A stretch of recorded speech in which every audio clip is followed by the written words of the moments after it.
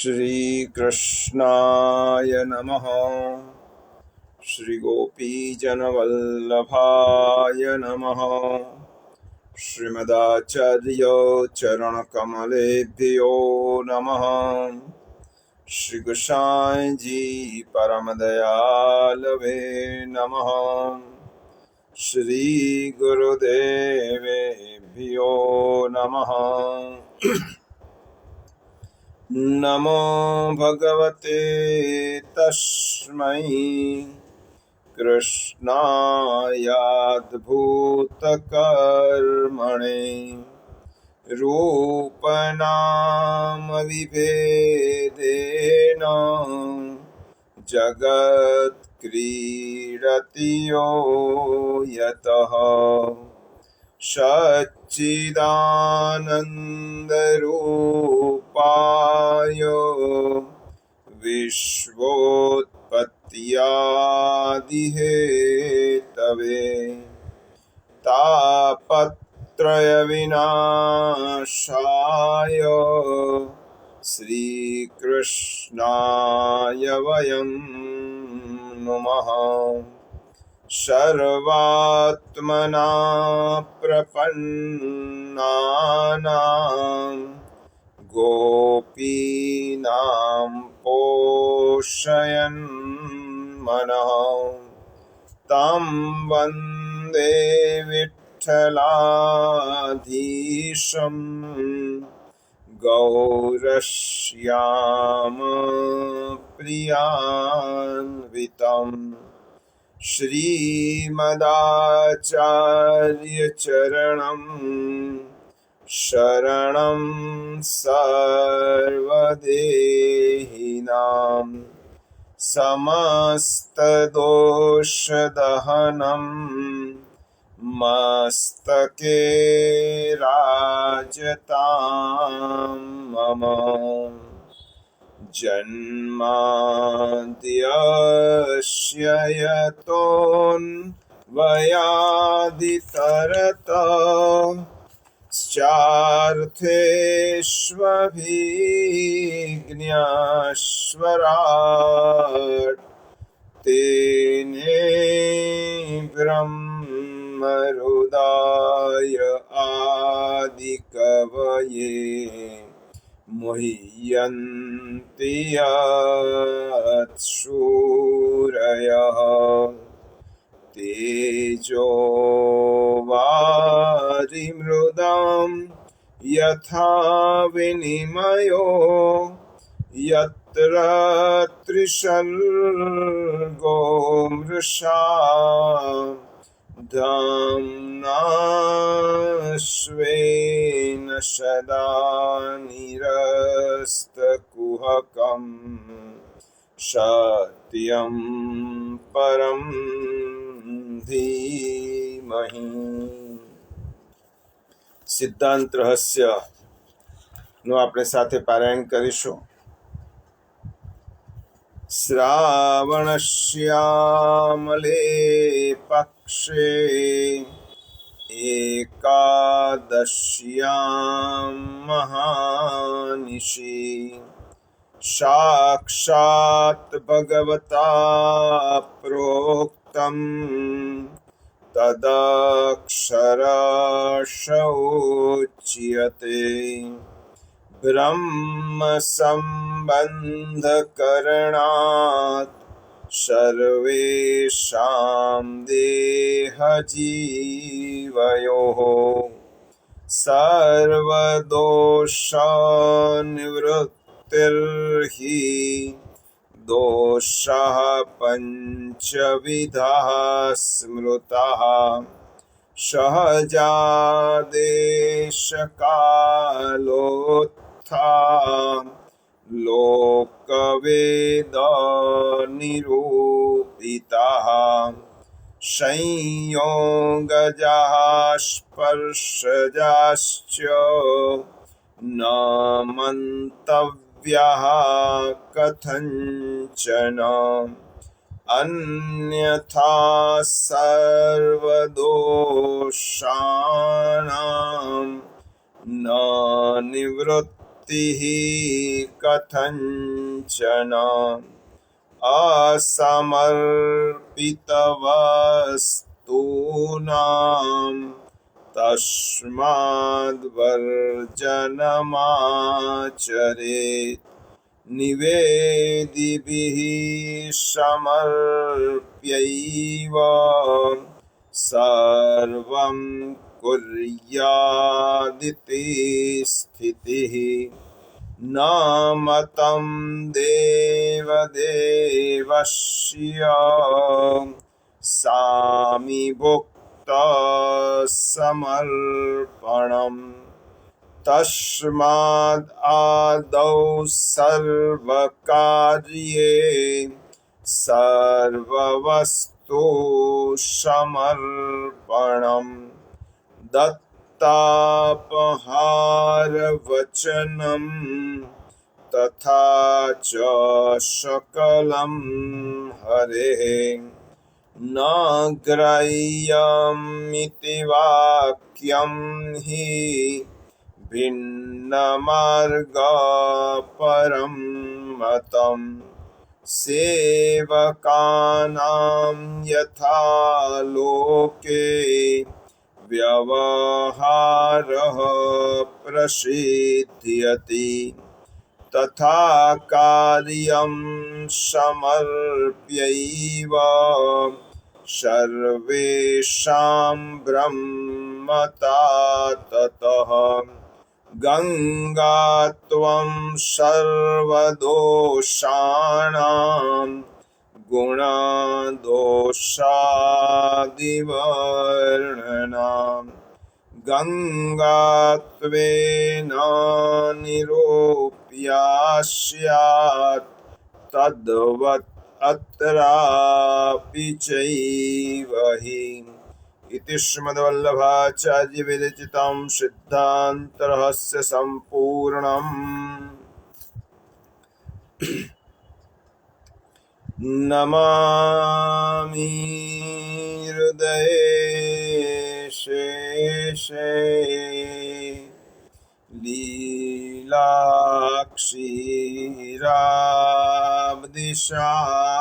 लीलाक्षीराब्धिशायिनम् लक्ष्मी सहस्रलीलाभिः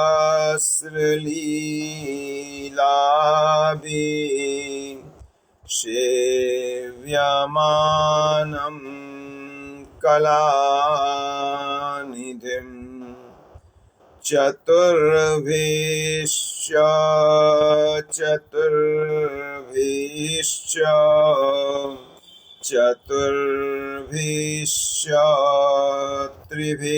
त्रिभिस्तथा षड्भिर्विराजते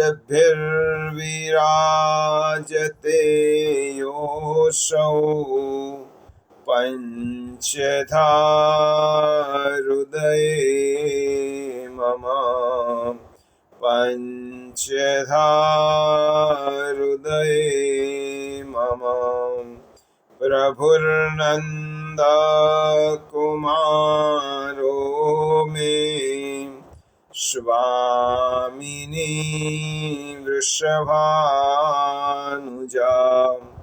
कृतार्थोऽहं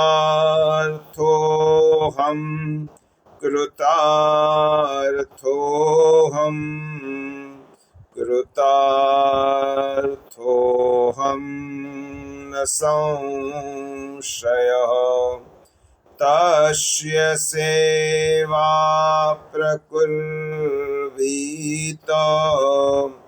यावज्जीवं स्वधर्मतः न फलार्थं न भोगार्थं न प्रतिष्ठा प्रसिद्धये शुद्धभावो प्रभो स्थाप्यो न चातुर्यप्रयोजकम्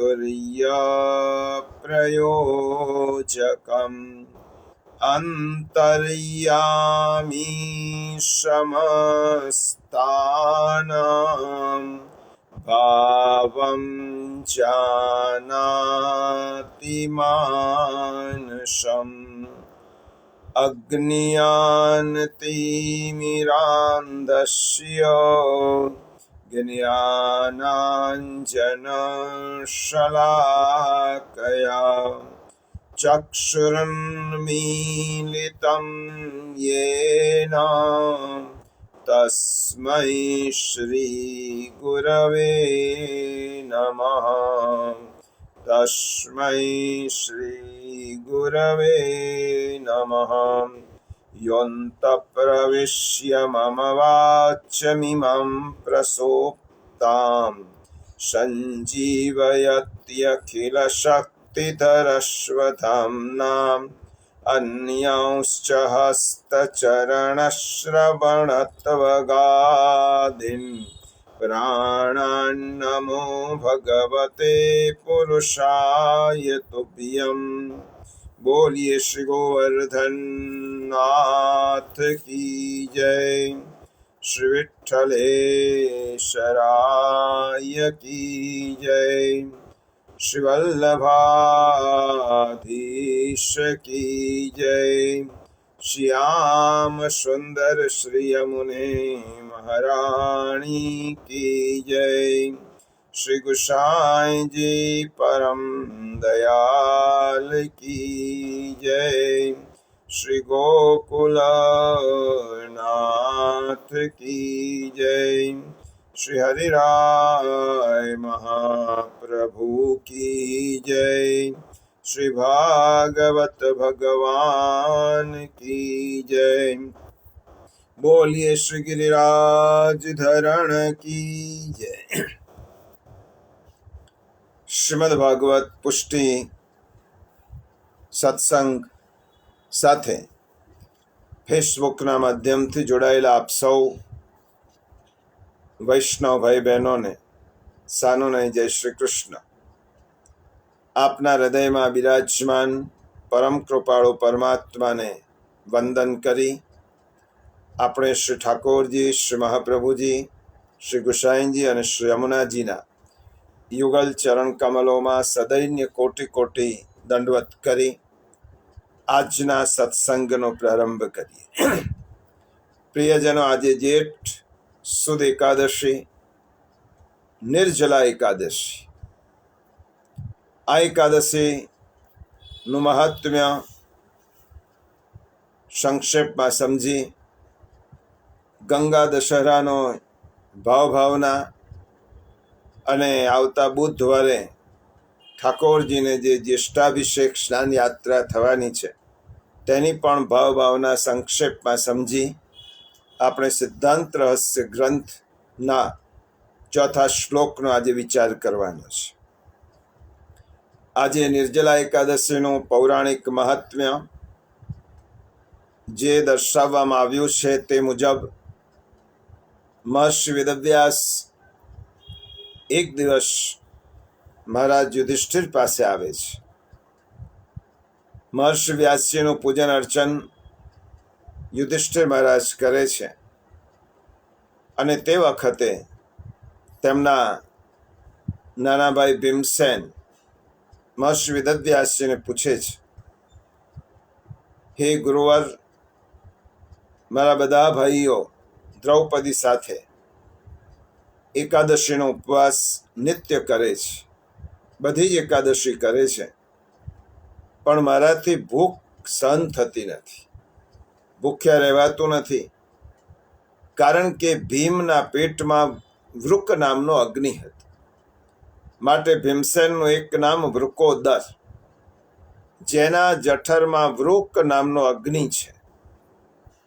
એ ભીમસેને મહર્ષિ વેદવ્યાસજીને આ પ્રમાણે કહ્યું ત્યારે ભગવાન વેદવ્યાસે કહ્યું કે શાસ્ત્રોમાં એકાદશીનું વ્રત કરવાની આજ્ઞા છે। માણસ તરીકે કોઈ વ્રત તો રાખવું જ જોઈએ અને તેમાં એકાદશીનું વ્રત એ ઉત્તમોત્તમ વ્રત છે। જો તમને સ્વર્ગલોકની ઈચ્છા હોય અને નરકવાસ ન કરવો હોય તો આ પ્રકારના વ્રત અને વિશેષ કરીને એકાદશીનું વ્રત કરવું। ભીમસેને કહ્યું કે અન્ન લીધા વગર તો હું એક દિવસ પણ ન રહી શકું, માટે ભગવાન એવું વ્રત બતાવો કે જે અન્ન લઈને થાય, ભૂખ્યા ન રહેવું પડે. મહર્ષિ વ્યાસજી કહે છે, ભીમસેન, ઉપવાસ વગરનું વ્રત તો મુશ્કેલ છે, કારણ કે વ્રત એટલે જ સંયમ, અને સંયમની શરૂઆત થાય જીવવાથી. જીભથી સંયમની શરૂઆત થાય, કારણ કે જીભના બે લક્ષણો છે, ખાવું અને બોલવું. અને આ બંને ઉપર જ્યારે આપણે અંકુશ મૂકીએ છીએ ત્યારે ઉપવાસની શરૂઆત થાય છે. એ સંયમની પહેલી નિશાની છે. છતાં પણ તારી પરિસ્થિતિ હું જાણું છું, માટે તારા માટે કહું છું કે જેઠ માસમાં સૂર્ય વૃષભ રાશિમાં હોય અને સુદ પક્ષમાં જે એકાદશી આવે છે, એ 11 જો જલ વગરની એટલે નિર્જલ રહીને કરવામાં આવે અને સૂર્યોદયથી સૂર્યોદય પર્યંત, આપણા બધા જ વ્રતો સૂર્યોદયથી સૂર્યાસ્ત સુધી નહીં, સૂર્યોદયથી સૂર્યોદય પર્યંતના હોય છે. અને જે મનુષ્ય જલનો ત્યાગ કરે છે ત્યારે આ વ્રત પૂર્ણ થાય છે. અને આ વ્રતના સંદર્ભમાં દાન વગેરે કરવાથી, હરિનું પૂજન કરવાથી તમામ એકાદશીનું ફળ પ્રાપ્ત થાય છે. પરંતુ તેમાં વિશેષ રૂપે અન્ન જલથી ભરેલા ઘડાનું દાન કરવાનું મહત્વ છે. તેથી પુરાણોમાં કહ્યું છે, દેવદેવ ઋષિકેશ સંસારારણ અવતારક ઉદકુંભ પ્રદાનેન તવમામ પરમામ ગતિ નયમામ પરમામ ગતિ. સંસાર સાગરમાંથી તારનારા હે દેવાધિદેવ જનાર્દન, આ જલના ઘડાનું દાન કરવાથી આપ મને પરમ ગતિની પ્રાપ્તિ કરાવો, એવું પદ્મ પુરાણના ઉત્તરખંડમાં લખેલું છે. ભીમસેનના ગળે મહર્ષિ વેદવ્યાસજીની આ વાત ઉતરી. તેને નક્કી કર્યું કે આ એકાદશી હું અવશ્ય કરીશ. અને ત્યારથી આ એકાદશી ભીમ એકાદશી, પાંડવ એકાદશી, નિર્જલા એકાદશી તરીકે ઓળખાય છે. પુષ્ટિમાર્ગીય ભાવ અનુસાર ભીમે જલ લીધા વિના આ એકાદશી કરી હતી, પરંતુ શ્રી કૃષ્ણ ભગવાનના કહેવાથી શ્રી યમુનાજીનું પયપાન કર્યું હતું. આ 11 શ્રી યમુનાજીનું પયપાન કરીને પણ કરી શકાય. હવે આધુનિક સંદર્ભમાં આ વ્રતને વિચારીએ તો માણસની પ્રાથમિક 3 જરૂરિયાત: અન્ન, જલ અને વાયુ. અન્ન વગર વધારે સમય સુધી આપણે રહી શકીએ છીએ, જલ વગર થોડો સમય રહી શકીએ છીએ, પરંતુ વાયુ વગર આપણે થોડી ક્ષણ પણ રહી શકતા નથી. જેના વગર રહી શકાય વધારે સમય તેવા અન્નના ત્યાગને એકાદશીમાં મુખ્ય ગણ્યો છે, પરંતુ જેના વગર થોડો સમય જ રહી શકાય તેવા જલના ત્યાગને માત્ર વર્ષની આ એકાદશીના દિવસે જ કયો છે. પણ વાયુ વગર રહી જ ન શકાય, માટે વાયુ વગરની એકાદશીનો ઉલ્લેખ આપણા શાસ્ત્રમાં નથી. શ્રીમદ ભાગવતના 11 સ્કંદમાં ભગવાન પૂછે છે, મદર્થેર્થ પરિત્યાગ ભોગસ્ય ચ સુખસ્ય ચ. મારા માટે ભોગ અને સુખ તે કેટલું છોડ્યું? પ્રભુ પ્રીત્યર્થ આપણા ભોગ અને સુખનો ત્યાગ આપણે કેટલો કર્યો? અને એટલા માટે ત્યાગનું ઉપવાસમાં મહત્વ છે. ત્રીજી વસ્તુ, જે વસ્તુ આપણે છોડીએ તેનું મહત્વ સમજાય. અન્ન ન મળે તો અન્નનું મહત્વ સમજાય, પાણી ન મળે તો પાણીનું મહત્વ સમજાય, વાયુ ન મળે તો વાયુનું મહત્વ સમજાય, ઘર ન મળે તો ઘરનું મહત્વ સમજાય. માટે વસ્તુ કે વ્યક્તિના મહત્વને સમજવા માટે થોડોક સમય તેનાથી દૂર રહેવું જોઈએ. નિર્જલા એકાદશીનો અર્થ એ થયો કે જીવનમાં જલનું કેટલું મહત્વ છે તે આપણે સમજવા માટે થોડોક સમય આપણે જલ વગર રહીએ ત્યારે આપણે જલનું મહત્વ સમજાય. આપણે ત્યાં એકલો ત્યાગ નથી, ત્યાગ સાથે દાનનું પણ મહત્વ છે. તમે જેટલો ત્યાગ કરો એટલો દાન કરો. એટલા માટે એકાદશીના દિવસે આપણે બ્રાહ્મણને કે ભિક્ષુકને સીધું આપવાનો નિયમ છે. શા માટે? એકાદશી નહીં, બારસને દિવસે પહેલા આવી રીતે સીધું આપવામાં આવતું. શા માટે?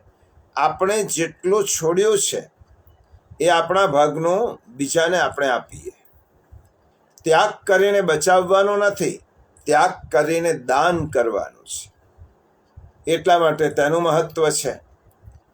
આધુનિક સંદર્ભમાં જલનું મહત્વ સમજવું ખૂબ જરૂરી છે.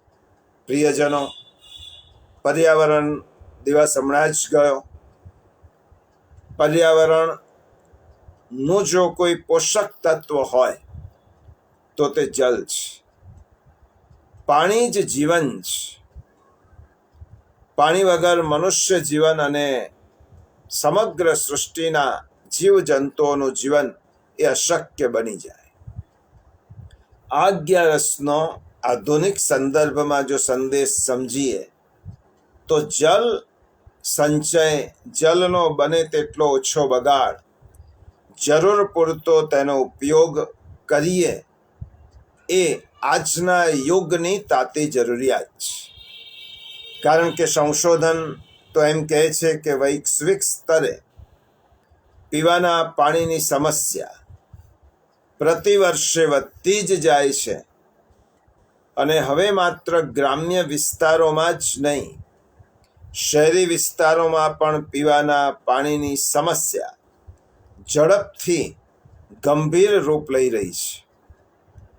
અમેરિકા અને ચીન મળીને જમીની જલની જેટલી વપરાશ કરે છે તેટલી વપરાશ આપણો દેશ એકલો કરે છે. અને સંશોધન પ્રમાણે માત્ર 2.5% પાણી પર દુનિયાના 7 અબજ લોકો નિર્ભર છે. જલ એ જીવન છે. આપણે વેડફી દીધેલા પાણીથી જો બીજાની જિંદગી બચી શકતી હોય તો એ પાણીનો જેટલો બચાવ કરીએ તો તે પણ આપણે દાન જ કરીએ છીએ. એક પ્રકારનું પરોક્ષ દાન છે. અને બીજી પણ એક તાત્વિક વાત છે, એ આપણે સૌએ સમજવા જેવી છે. ઘણા બધા પ્રશ્નોનો જવાબ એમાં છે કે સંસારમાં જન્મેલા બધા જ માણસોને ભગવાને અન્ન, જલ અને વાયુ આ સમાન જથ્થો બધાને આપ્યો છે. તેમાંથી આપણે જેટલું વાપરીએ તેટલું આપણામાંથી વપરાવાનું છે. અને જેટલું બચાવીશું તેટલું આપણા માટે જ બચશે. એટલા માટે અન્ન, જલ એ એની જરૂરિયાત પ્રમાણે ઉપયોગ એ ખૂબ જરૂરી છે. અને પાંચમી વાત, 11રસમાં જે છોડીએ છે તેનું દાન કરવાનું. જલનું દાન, ભૂખ્યાને અન્ન અને તરસ્યાને જલ આપવાનો વિશેષ મહિમા છે. પ્રિયજનો, તરસ્યા વ્યક્તિને જો જલ પીવડાવીશું તો તેનું પુણ્ય અનેક ગણું છે. આ નિર્જલા એકાદશી છે, છોડવાનું નથી, દાન પણ આપવાનું છે. ગુસાઈજીનો પ્રસંગ આપ સૌને વિદિત છે કે ગુસાઈજીએ એક પાણીથી તડપડતી સ્ત્રી કુબરીને પોતાની ઝારીજીનું જલ પીવડાવી અને તેને જીવત દાન આપ્યું. સેવકે કહ્યું, કૃપાનાથ, આ ઝારી છોવાઈ જશે. ત્યારે ગુસાઈજીએ કહ્યું કે ઝારી જો છોવાઈ જશે તો બીજી ઝારી આવશે, પણ એક વ્યક્તિનું જીવન જો સમાપ્ત થશે તો જીવન પાછું નહીં આવે. એટલા માટે એક સંદર્ભ આ છે પુષ્ટિમાર્ગી ઉત્સવ ભાવના હમણાં જ ગઈકાલે ગંગા દશહરાનો ઉત્સવ ગયો. હવે જે ઉત્સવ આવવાનો છે આગામી ઉત્સવ તે સ્નાન યાત્રા. આ બંનેના પુષ્ટિમાર્ગીય ભાવ ભાવનાને સમજી આ એકાદશી સમજવું ખૂબ જરૂરી છે. પ્રિયજનો, ગંગા દશહરા ઉત્સવ, જેને આપણે માર્ગીય રીતે યમુનાજીનો ઉત્સવ પણ કહીએ છીએ, એ પૂર્ણ થયો. 10 દિવસ એ પૂર્ણ થયા. ગંગાજી પાપ નાશીની છે અને ભુક્તિ અને મુક્તિ આપનારી છે. ગંગાજીનું પ્રાગટ્ય અને અવતરણ ભૂતલ ઉપર કેવી રીતે થયું તે જાણવું ખૂબ જરૂરી છે. જે લોકો નિયમિત રીતે શ્રીમદ ભાગવત કથાનું શ્રવણ કરે છે તેમને તો આ ખબર છે, પરંતુ યુવા પેઢી જે ભાગવતની કથા વિધિવત રીતે નિયમિત રીતે સાંભળી શકતી નથી, તેના માટે આખ્યાન ખૂબ જરૂરી છે. કારણ કે ગંગાજી અને હિમાલય આ ભારતના 2 આભૂષણ છે. ભૂતલ ઉપર રહેતી પતિત પાવની ગંગા, એને આપણે સ્વર્ગ નદી કહીએ છીએ. સ્વર્ગમાંથી ગંગાજીનું પ્રાગટ્ય થયું છે. ગંગા દશહરાનો ઉત્સવ એટલે ગંગાજીના અવતરણનો ઉત્સવ. ગંગાજી આપણા 10 પ્રકારના પાપનું પ્રક્ષાલન કરે છે તે ઉત્સવ. આ ગંગાજી પ્રગટ ક્યાંથી થયા? શ્રીમદ ભાગવતના 8મા સ્કંદમાં બલિરાજાની કથા આવે છે. પોતાના ભક્ત શિરોમણી પ્રહલાદજીના પૌત્ર બલિરાજા ઉપર ભગવાને કૃપા કરી છે અને ભગવાનની કૃપા કરવાની પદ્ધતિ થોડી જુદી છે. પહેલા ભગવાન બધું જ લઈ લે છે અને પછી આપે છે. પ્રભુ કૃપા કરે છે ત્યારે ભાગવતમાં જ કહ્યું, બ્રહ્મન યમન ગૃહ્ણામિ તદ વિશ્વો વિધનોમ્યહમ યન્મદઃ પુરુષસ્તબ્ધો લોકમ મામ યાવ મન્યતે. હે બ્રહ્મા, હું જેના પર કૃપા કરવા ઈચ્છું છું તેની ધન સંપત્તિ પહેલા લઈ લઉં છું. કારણ કે જ્યારે મનુષ્ય ધનથી મદોન્મત્ત થઈ જાય છે ત્યારે મારો અને સૌનો તિરસ્કાર કરવા લાગે છે. અને પ્રભુ બલિરાજાના યજ્ઞમાં પધારે છે. વામન રૂપે પધારી પ્રભુ બલિરાજા દ્વારા સન્માનિત થઈ બલિરાજાના અતિ આગ્રહથી ભગવાન 3 ડગલા પૃથ્વી માગે છે. માગતી વખતે પ્રભુનું વામન સ્વરૂપ હતું અને લેતી વખતે પ્રભુએ વિરાટ સ્વરૂપ ધારણ કર્યું છે.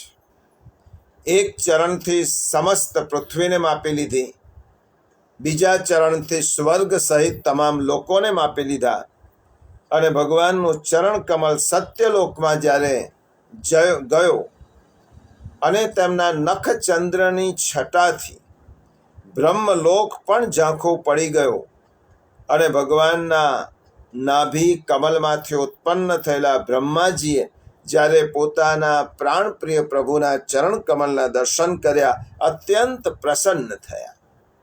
ભગવાનના ચરણની અર્ઘ્ય પાદ્યથી પૂજા કરી અને ચરણારવિંદનું પ્રક્ષાલન કર્યું.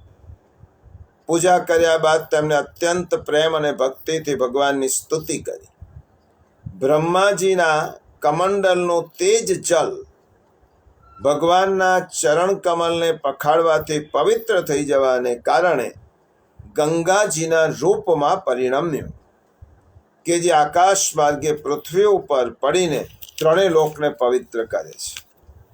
સુખદેવજી પરીક્ષિત રાજાને આનું વર્ણન કરતા કહે છે, ધાતુ કમંડલો જલમ તદરુક્રમસ્ય પાદાવને જન પવિત્રતયા નરેન્દ્ર સ્વરધુન્ય ભુન્ન વશિષા પતતિ નિમર્ષ્ટ્રી લોકત્રયમ ભગવતો વિશ્વદેવ કીર્તિ.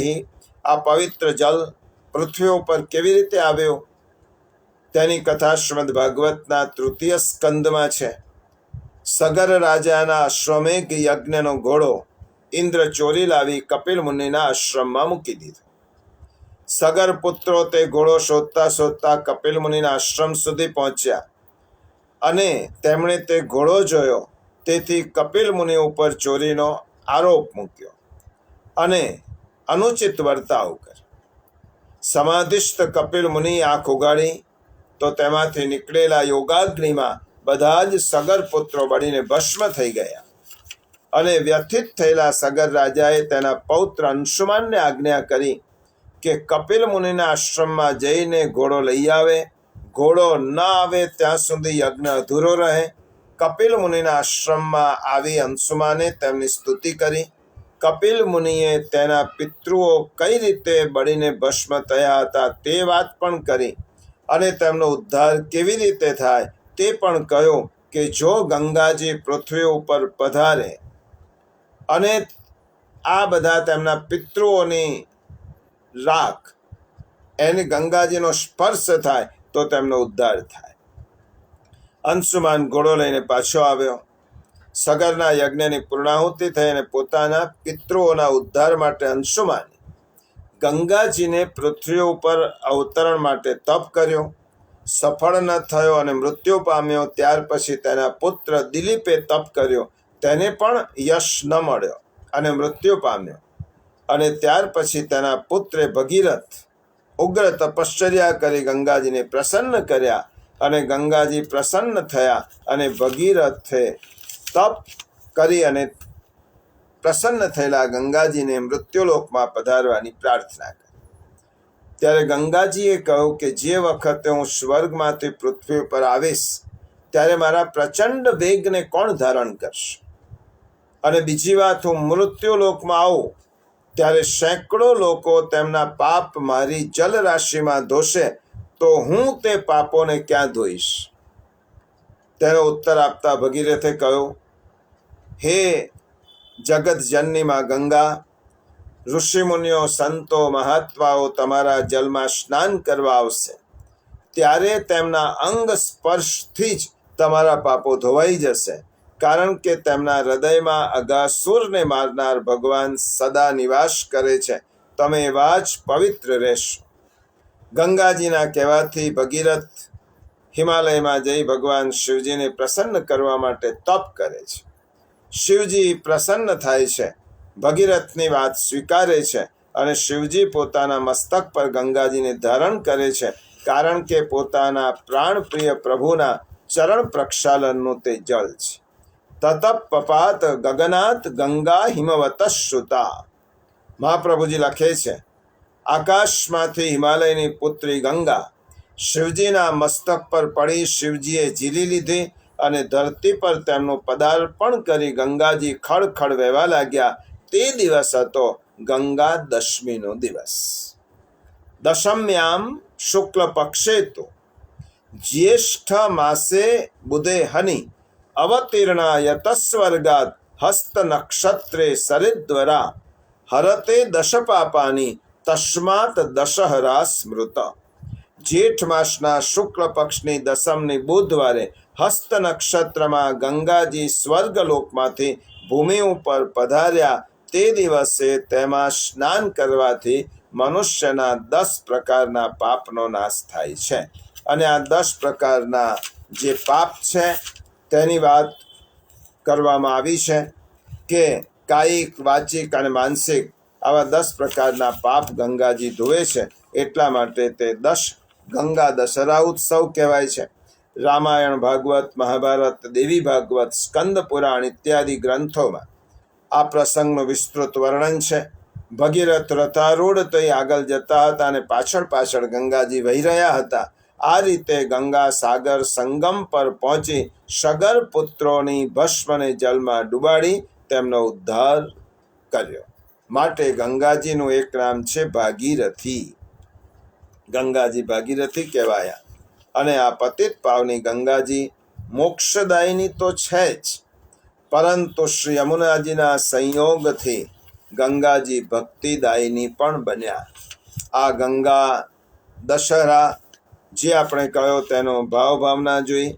શ્રી ગંગાજીને રાજા ભગીરથે ભૂતલ પર પધરાવ્યા.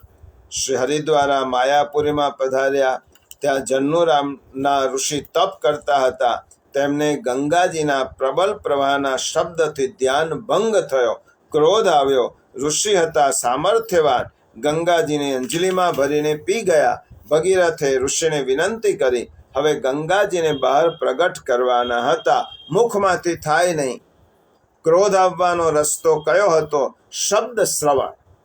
એટલે કાન દ્વારા શબ્દ પ્રવેશ્યો. ક્રોધ આવ્યો, તેથી શ્રવણ માર્ગે પોતાનો પ્રવાહ પ્રગટ કરવા કહ્યો. અને વૈશાખ સુદ સાતમ જન્નો ઋષિના દક્ષિણ કર્ણ માર્ગમાંથી હરિદ્વારમાં ગંગાજી પુનઃ પ્રગટ થયા. માટે તેમનું નામ જાહ્નવી પડ્યું, જન્નો ઋષિના પુત્ર. પછી જેઠ સુદ દશમીના રોજ પ્રયાગમાં શ્રી યમુનાજીનો ગંગાજીને સમાગમ થયો. પહેલા ગંગાજી ભગવત ચરણારવિંદમાંથી પ્રગટ થયા હતા. હવે ગંગાજી મુરરિપૌ પ્રિયમ ભાવુકા. શ્રી ગંગાજીને ભગવદીય શ્રી યમુનાજીના સમાગમથી ગંગાજીનો ઉત્કર્ષ થયો. સેવન કરે તેને સિદ્ધિનું દાન આપનારા થયા. અને હવે ભાવપૂર્વક જે ગંગા સ્નાન કરે તે પ્રભુને પ્રિય થાય. હમણાં સુધી ગંગાજી મુક્તિદાયીની હતા અને યમુનાજીના સંગથી ગંગા મૈયા પણ ભક્તિદાયીની બન્યા. પ્રિયજનો, આપણે ત્યાં જેઠ શુદ્ધ પૂનમ સ્નાન યાત્રા જ્યેષ્ઠાભિષેકનો ક્રમ આવે છે. જ્યેષ્ઠાભિષેક સ્નાન યાત્રા બુધવારના રોજ છે. જેઠ શુદ્ધ પૂનમ કે જે દિવસે સૂર્યોદય પહેલા પાછલી રાત્રે જ્યેષ્ઠા નક્ષત્ર હોય ત્યારે આ ઉત્સવ મનાવવામાં આવે છે. આ ઉત્સવમાં પૂનમનો અગ્ર નથી, પણ જ્યેષ્ઠા નક્ષત્ર હોય ત્યારે આ ઉત્સવ મનાય છે. સ્નાન યાત્રાના આગલા દિવસે જ્યાંથી હંમેશા જલ આવતો હોય ત્યાંથી ભરી લાવવું. જલ પધરાવતી વખતે એટલે હાંડામાં શ્રી યમુનાષ્ટક ભરતી વખતે શ્રી યમુનાષ્ટકનો પાઠ કરવો. નમો દેવી યમુને, નમો દેવી યમુને, તેનો પણ પાઠ થાય. આ જલમાં ગુલાબ જલ, કેસર, અરગજા, તુલસી, મોગરાની કળી, ગુલાબની પાંખડી, અગર, બરાસ વગેરે પધરાવવા. સંકલ્પપૂર્વક સ્નાનના જલનું અધિવાસન કરવું. પ્રભુને વહેલા જગાડવા. વસ્ત્ર છાપાના કેસરી કિનારીના મંગલા આરતી પછી કેસરી કિનારના ધોતી ઉપરના પ્રભુને ધરાવવા. કોરી હળદરનું અષ્ટદલ કમળ કરીને તેના પર ચોકી પધરાવવી. સ્નાન ચોકી ઉપર સફેદ વસ્ત્ર બિછાવીને પ્રભુને ત્યાં પધરાવવામાં આવે છે. નુપુર અલંકાર, કડા, કટીપેચ, કંઠાભરણ રાખવા અને શંખનાદ અને કીર્તનો થાય. અને પુષ્ટિમાર્ગમાં ખાસ મહત્વ વૈદિક પરંપરાનો માર્ગ છે. વૈદિક માંથી વેદમાંથી પુષ્ટિમાર્ગ મહાપ્રભુજીએ પ્રગટ કર્યો છે. એટલા માટે પુષ્ટિમાર્ગમાં 4 યાત્રાના મનોરથ થાય. ચંદન યાત્રા અક્ષય તૃતીયા, જલ યાત્રા ગંગા દશહરા, સ્નાન યાત્રા જેઠ શુદ્ધ પૂનમ જ્યેષ્ઠા નક્ષત્ર, અને રથયાત્રા અષાઢ સુદ બીજ ત્રીજ જ્યારે પુષ્ય નક્ષત્ર હોય ત્યારે. સ્નાન યાત્રાનો ભાવ એ છે કે ઠાકોરજીના જ્યેષ્ઠ ભક્તોએ ઠાકોરજી સાથે જલ ક્રીડાનો મનોરથ કર્યો અને ઠાકોરજીની સાથે જલ વિહાર કર્યો. જ્યેષ્ઠા નક્ષત્ર જ્યેષ્ઠ માસનો યોગ હોય અને શ્રીમદ ભાગવતના 10મા સ્કંદના 33મા શ્લોકમાં 33મા અધ્યાયમાં 24-25મા શ્લોકમાં આનું વર્ણન છે. યમુના જલમાં ગોપીઓ પ્રેમભરી દ્રષ્ટિથી ભગવાન તરફ જોઈ રહી છે. હસી હસીને તેમના ઉપર ખૂબ જલ છાંટતી હતી. જલ ઉલેચી અને તેમને ખૂબ નવડાવવામાં આવ્યા. આ છે સ્નાન યાત્રાનો ભાવ. જ્યેષ્ઠાભિષેક વૈદિક રીતિથી થાય છે અને જ્યેષ્ઠાભિષેકમાં શ્રી ઠાકોરજીને શીતલ જલથી અભિષેક કરાવવામાં આવે છે. આ વૈદિક પરંપરા છે. ભાવ પ્રધાન પુષ્ટિમાર્ગમાં પ્રભુને નિત્ય શીતલ જલથી સ્નાન નથી થતું. સુહાતું જલ જોઈએ. નિત્ય શીતલ જલથી સ્નાન વાત્સલ્ય ભાવને અનુરૂપ નથી. માત્ર જ્યેષ્ઠાભિષેકમાં જ વેદ વચનનું પાલન કરીને શીતલ જલથી શંખની દિવ્ય ધારાથી પ્રભુને અભિષેક કરાવવામાં આવે છે. અને એ અભિષેકમાં આચમન પ્રાણાયામ થાય, કારણ કે વૈદિક વિધિ હોવાથી વેદ પાઠી બ્રાહ્મણો દ્વારા સ્વર્ણ ધર્માનુવાક મંત્રો, જેમાં પુરુષ સૂક્તની પ્રધાનતા છે, તે મંત્રોચ્ચાર કરવામાં આવે છે. એક બાજુ કીર્તન ગાન થાય છે. આચમન, પ્રાણાયામ, સંકલ્પ અને કલશમાંના જળની ધારાથી શંખ દ્વારા અભિષેક થાય છે, કારણ કે શંખ એ લક્ષ્મીજીનું પ્રતીક છે. પછી પ્રભુને અંગવસ્ત્ર થાય, સેવાક્રમ પ્રમાણે આભૂષણ સામગ્રી ઇત્યાદિ ધરાવાય. અને હવે આની ભાવના એવી છે કે નંદ બાવા પોતાના પુત્રનો આ રાજ્યાભિષેક કરાવે છે. પ્રભુને હવે યુવરાજ પદ આપે છે. હવે પ્રભુ વ્રજરાજ સુત નથી રહેતા, પણ પ્રભુ વ્રજરાજ બને છે. શ્રી કૃષ્ણ વ્રજરાજ છે, વ્રજાધીપ છે. જ્યારે શ્રી વસુદેવજી પ્રભુને પધરાવીને મથુરાથી ગોકુલ લાવતા હતા, ત્યારે શેષ નારાયણે પોતાની ફણાથી છત્ર ધરીને સેવા કરી. શાસ્ત્ર કથન અનુસાર સર્પ ફણાથી શેષ જેના ઉપર છાયા કરે તે રાજ્યનો અધિકારી થાય છે, તેને રાજ્ય મળે છે. તે શાસ્ત્ર કથન ભગવાને સત્ય કર્યું અને ઠાકોરજી વ્રજના અધિપતિ થયા. એના ઉપર આ અભિષેક થાય છે પ્રભુ ઉપર. બીજી રીતે ગ્રીષ્મ ઋતુમાં જલ ક્રીડા છે. ટૂંકમાં હવે વ્રજરાજ નંદકુમાર એ વ્રજરાજ બને છે. આ ગોપીજનોનો ભાવ છે અને નંદાલયનો આ ભાવ છે. એટલા માટે આપણે ત્યાં સ્નાન યાત્રાની પણ મહત્વ ખૂબ છે. પ્રિયજનો, આપણે એકાદશીના સત્સંગમાં શ્રી વલ્લભ ગીતા ઉર્ફે ષોડશ ગ્રંથનો સત્સંગ કરી રહ્યા છીએ. તે શૃંખલામાં આપણે સિદ્ધાંત રહસ્ય ગ્રંથનું રહસ્યપાન અને રસપાન કરીએ છીએ. ગત સત્સંગમાં આપણે સિદ્ધાંત રહસ્ય ગ્રંથના 3.5 શ્લોક પર્યંતનો સત્સંગ મહાનુભાવોના ટીકાઓના આધારે કર્યો, સમજવાનો પ્રયત્ન કર્યો. પ્રિયજનો, આ ગ્રંથનું નામ જ રહસ્ય ગ્રંથ છે, સિદ્ધાંતનું રહસ્ય. રહસ્ય એટલે ગૂઢ વાત. શેનું રહસ્ય? સિદ્ધાંતનું રહસ્ય, પુષ્ટિ સિદ્ધાંતનું રહસ્ય. આગળના શ્લોકમાં ઠાકોરજીએ સમજાવ્યું કે વલ્લભના માધ્યમથી ઠાકોરજી એમ કહે છે કે બ્રહ્મ સંબંધ બાદ જે જીવાત્મા સ્વામી ભાવે ભગવાનની સેવા કરે છે, તેના બધા દોષોની નિવૃત્તિ થાય છે. અર્થાત આપશ્રી આજ્ઞા કરે છે કે દોષોની નિવૃત્તિ માટેનો આ એક જ માર્ગ બ્રહ્મ સંબંધ કરાવવો તે છે. બીજી કોઈ રીતે પંચવિધ દોષોની નિવૃત્તિ થતી નથી. અન્યથા સર્વદોષાણામ ન નિવૃત્તિ કથંચન, એટલે ક્યારેય પણ થતી નથી.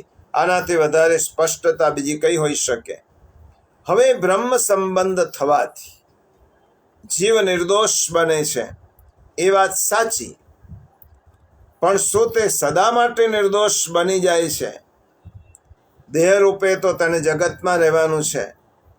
જગતના અન્ય જીવોના અને અવિદ્યાના સંપર્કમાં આવવાનું છે. તેથી સંગ દોષ લાગે તે સ્વાભાવિક છે. એ સંગ દોષથી બચીને ફરીથી જો તેને દોષપૂર્ણ ન થવું હોય તો તેણે શું કરવું? જવાબમાં ઠાકોરજી આજ્ઞા કરે છે, અસમર્પિત વસ્તુનામ તસ્માદ વર્જનમાચરેત. જો બહુ જ એક જ લીટી છે, પણ બહુ સિદ્ધાંતથી ભરેલી છે. બ્રહ્મ સંબંધ કરવાથી દોષો નિવૃત્ત થયા, પણ એ દોષો કાયમ માટે નિવૃત્ત થાય એના માટે શું કરવાનું? તો તેનો રસ્તો બતાવ્યો, અસમર્પિત વસ્તુનો ત્યાગ કરવો. હજી એને સહેલી ભાષામાં કેવું હોય તો જે વસ્તુ ઠાકોરજીને સમર્પણ કરી નથી તેનો ત્યાગ કરવો. દોષ મુક્ત થયા પછી દોષ રહિત બન્યા રહેવાનો એક જ રામબાણ ઈલાજ છે. જીવે ફરીથી દોષપૂર્ણ ન બનવું હોય તો અસમર્પિત એવી તમામ વસ્તુઓનો ઉપયોગ વર્જ્ય ગણવો, અર્થાત છોડી દેવો. આપણા વતી શ્રી મહાપ્રભુજી ઠાકોરજીને પૂછે છે, અસમર્પિત વસ્તુનો ત્યાગ કેવી રીતે થાય? ત્યારે ઠાકોરજી આજ્ઞા કરે છે, બધા કાર્યો મને અંગીકાર કરવા. બધા જ કાર્યો મને અંગીકાર કરવા. તો આ શ્લોકની, આ સિદ્ધાંત રહસ્ય ગ્રંથની આ એક લીટી લાઈફ સ્ટાઇલ ઓફ પુષ્ટિ જીવન, પુષ્ટિ જીવનની જીવન પદ્ધતિ બતાવે છે. શ્રી મહાપ્રભુજી જીવોનું મનોવિજ્ઞાન જાણે છે, જીવના સ્વભાવને જાણે છે, તેની રુચિ વલણોને પણ જાણે છે. અને બ્રહ્મ સંબંધ થયા એટલે માણસ રાતોરાત બદલાઈ જતો નથી. રાતોરાત તેના જીવનમાં અચાનક પલટો આવતો નથી. આથી શ્રી મહાપ્રભુજી આપણને સમજાવે છે કે તમે બ્રહ્મ સંબંધ પહેલા તમારા ઘરમાં, તમારા કુટુંબમાં, પરિવારજનો સાથે જેમ જીવતા હતા તેમ જ જીવવાનું છે. ઘર, કુટુંબ, ધન, ધંધો છોડવાના નથી, પરંતુ આપણી લાઈફ સ્ટાઇલ બદલવાની છે. માત્ર થોડો જ ફેરફાર કરવાનો છે. બ્રહ્મ સંબંધ પહેલા જે વસ્તુ તમે તમારા માટે બધું જ કરતા હતા, હવે તે બધું ઠાકોરજી માટે કરવાનું છે. ફેર આટલો જ. બ્રહ્મ સંબંધ લીધા નહોતા તે વખતે ખાવું, પીવું, આપણા બધા જ કાર્યો આપણે આપણી જાતને કેન્દ્રમાં રાખીને કરતા હતા. બ્રહ્મ સંબંધ લીધા પછી કેન્દ્રમાં આપણે નહીં, કેન્દ્રમાં પ્રભુ આવવા જોઈએ, શ્રી ઠાકોરજી આવવા જોઈએ. રસોઈ કરી પહેલા શ્રી ઠાકોરજીને ભોગ ધરો, પછી ભોજન કરો. તમારું વાપરેલું, એઠું કરેલું શ્રી ઠાકોરજી ન ધરાય. શ્રી ઠાકોરજીને ઉત્તમ પદાર્થોનો અંગીકાર કરાવવો. જેવી રીતે પારસમણીના સ્પર્શથી લોખંડ સોનું બની જાય, ગંગાજીના જલ પ્રવાહમાં ઠલવાતું ગટરનું પાણી પણ ગંગાજલ બની જાય, તેમ શ્રી ઠાકોરજીનો સ્પર્શ થતા બધા પદાર્થો ભગવદીય, અલૌકિક બની જાય છે. તેમનામાં રહેલા દોષો દૂર થાય છે અને તે વાપરવાથી આપણામાં દોષો પ્રવેશ કરતા નથી. આ એક લોજિક છે, આ એક તર્ક છે. આજે આપણામાં એવી ગેરસમજ વ્યાપી ગઈ છે કે એકવાર બ્રહ્મ સંબંધની દીક્ષા લીધી એટલે બસ ઘણું થઈ ગયું, અમે વૈષ્ણવ થઈ ગયા, હવે અમારે કશું કરવાનું નથી. બ્રહ્મ સંબંધ થયા એટલે અમે કાયમ માટે વૈષ્ણવ થયા. પ્રિયજનો, માર્ગમાં આ એક બહુ મોટી ભ્રાંતિ છે અને ભ્રમણા છે. બ્રહ્મ સંબંધ લેવાથી જ વૈષ્ણવ થવાતું નથી. વૈષ્ણવ થવું એ ભક્તિ માર્ગીય સાધના છે અને એ સાધનામાં પ્રવેશવાનું પ્રવેશ દ્વાર બ્રહ્મ સંબંધ છે.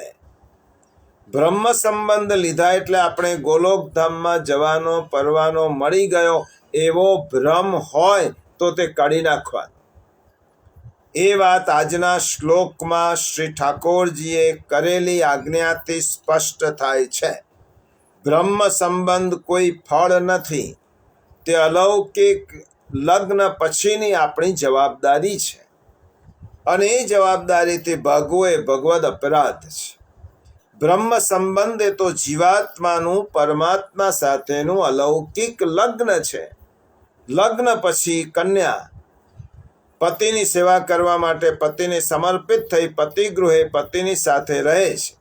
પતિને સુખ થાય તેમ પતિની રાત દિવસ સેવા કરે છે અને પતિમાં અનન્યતા રાખે છે. પતિમાં જેવો ભાવ હોય તેવો ભાવ અન્ય પુરુષમાં રાખતી નથી, કારણ કે પતિ રેવ ગુરુ સ્ત્રીણામ, પતિ જ માત્ર સ્ત્રીનો ગુરુ છે. એ ન્યાયે અનન્ય પતિભાવથી પતિની સેવા કરતા તે પતિ સુખ પ્રાપ્ત કરે છે. એ જ પ્રકારે જે લૌકિકમાં છે તે અલૌકિકમાં એ જ પ્રકારે બ્રહ્મ સંબંધ લીધેલા જીવે પ્રભુનો પોતાના સ્વામી તરીકે સ્વીકાર કર્યો છે, પોતાના ઘરમાં પધરાવ્યા છે.